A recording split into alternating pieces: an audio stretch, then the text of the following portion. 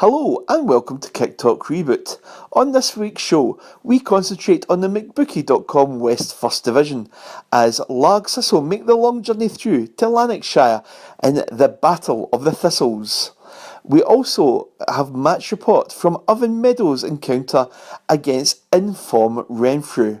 But first, it's on to the goalscorers roundup. So, Glenafton returned to league action after their Scottish Cup heroics last week, but they had to come back from behind at Athley to get a 1-1 draw. Now, doubles from Sean McElroy and Wilson helped Auchinleck to a fantastic 5 against Clydebank. A penalty separated the sides at Townhead Park as Rob Roy won 1-0 over Cumnock thanks to a Gallagher spot kick. And well done to last season's First Division champions Govan, who are still unbeaten in the Premier League. McCluskey put Pollock 1-0 up, but Gallagher was sent off for the Glasgow side. Govan equalised and went 2-1 up before the Glasgow side secured a point at Newlands Field Park. David Winters put Kilwinning 1-0 up at Beath, but the Garnet Valley men responded with a double from Paul Fries to stay top of the Premier table with an impressive 100% start after 4 games, scoring 10, only conceding 2. Down into the first, Cambus Lion won 3-1 at Cumbernauld, who scored a late consolation through the evergreen Robbie Winters at age 42. The Lion are being kept off top spot on goal difference after a 100% start to the first 4 league games.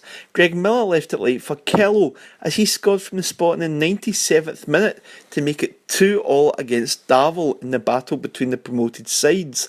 Rutherglen and Troon both hit 5 in their respective victories over Kilsyth and Shettleston. After an opening day defeat to Meadow, Troon have now scored 18 goals in 3 games. And in the City derby, Castles scored the 81st minute for a 2-1 win for Petershill at Maryhill to maintain their top position in the First Division. And into the Ayrshire district, Winton Rovers tonight are on the lookout for a new manager following the resignation of Sandy McLean. The Drawson side lost 5-2 at Maybole. A double from Jamie McKenna had kept Winton in this game to make it 2-2 in 51 minutes, but the Ladywell Stadium side scored 3 more with a double from Chris Allen included. So in a Facebook post tonight, Sandy said, "Today I have resigned as manager of Winton. I still believe in the players and still believe they will kick on under new management and achieve what this club fully deserves. Winton are a fantastic club with a wonderfully hard-working committee and get backed every week by a solid fan base. Winton have massive and outstanding potential and it's a job which will be much sought after." So, like I say, Winton are on the lookout for a new manager tonight. It was a Kyle Lockhead hat-trick for Dorrye as they ran out 3-1 victors at Ardea, and a first half hat-trick from Dylan Dunn helped Anbank onto a 5-2 win over Muirkirk. Adam Singleton notched a brace for Irvine Vicks as they won 3-1 at Whitlets.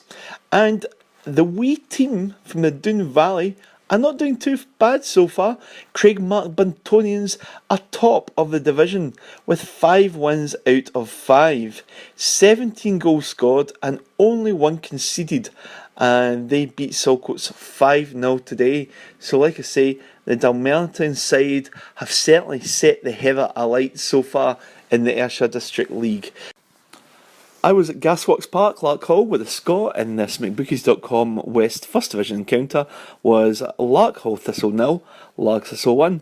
Now, it was remarkable there was only 1 goal in this game because there were plenty of chances, and Larg Thistle will feel that they should have had the game put to bed by half time. They scored in only 6 minutes. It was some good interlinking play. Scott Adam released Graham Muir and he deftly lifted the ball over the out-rushing keeper Duncan.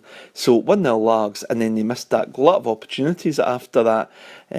Firstly, Scott Adam did very well down the right wing, managed to evade 2 or 3 challenges and beat the keeper, but his curling effort was headed off the line last gasp by a defender. And then Adam flicked the ball onto Muir, and his crashing half volley had to be well saved by Duncan at the bottom right hand corner. Meadow was showing some lovely touches, and his fast-paced cross from the right was headed over the bar by Jamie Campbell at full stretch. Largs really should have had the game over and done with by half-time. Adam slid wide on another occasion, but it was a tale of two halves. Larkhall engineered a series of good chances in that second half. They sensed there was an opportunity, but Thistle held firm. Alec McWaters for Largs also came on. He had their best chance, curling over from the left wing.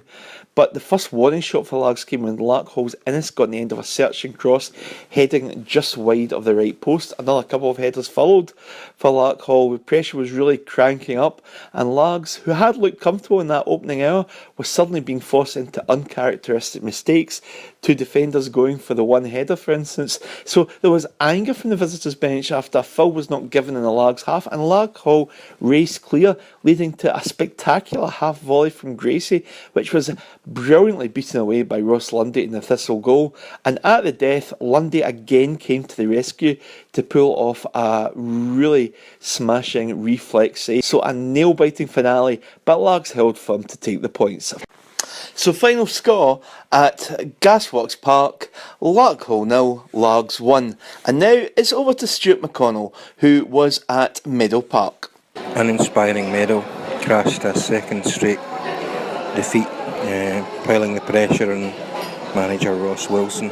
This was an inept performance from the home side, who, although at times did have a lot of chances, just had no cutting edge at all, lacked a bit of organisation. And you can understand how fans are frustrated. But of course it's early days in this campaign, but there has to be an improvement soon to get this great club back on track again.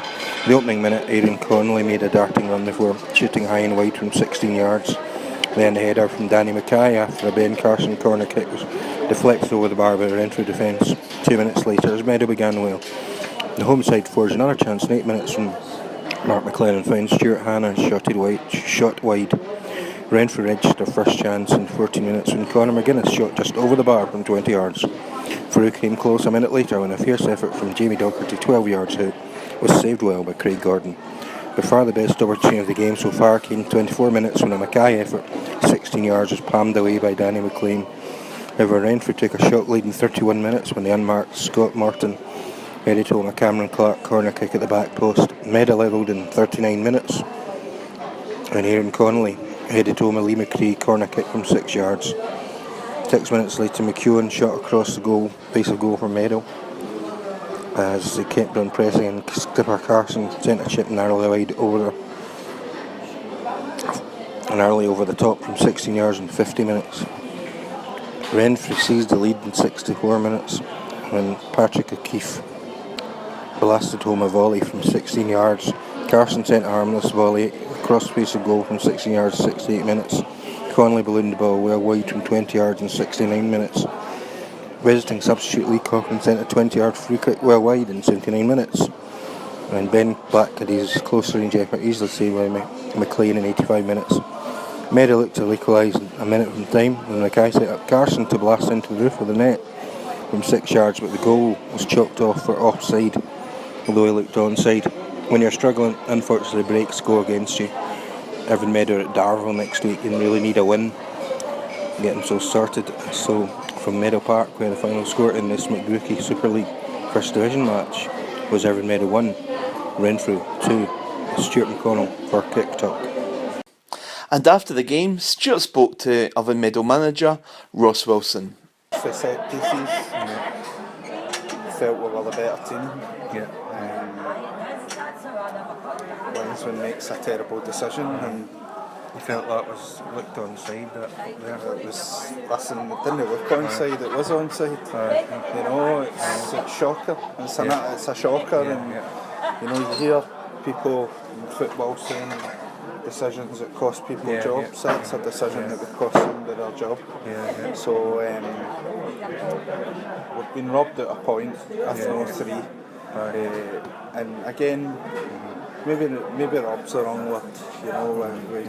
I felt the second half especially we were a better team. We kept them in their own half, but goals change games as well. And Ross Wilson there, the other Meadow manager, clearly upset about the decision that went against them there late in the game for the offside. So they'll be hoping, like I say, to get back to winning ways next week. But that is a tough one for them against an informed Davos side. But they can take some solace from the fact that they did win there earlier in the season in the Ardagh Cup. Anyway, thanks for Stuart McConnell for his contribution today, and thanks from myself, Callum Crowell, for listening to Kicktalk Reboot. Join us next time. Goodbye.